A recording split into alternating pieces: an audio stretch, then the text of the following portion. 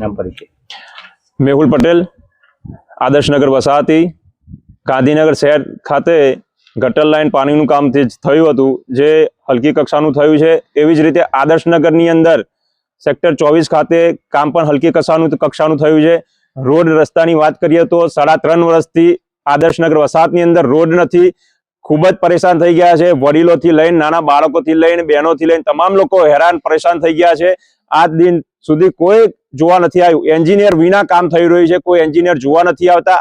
અત્યારે હાલની તારીખમાં ગટર લાઇનનું જોઈન્ટનું કામ ચાલી રહ્યું છે, ત્યારે નીચેથી જમીનમાંથી નીચેથી પાણી નીકળી રહ્યું છે।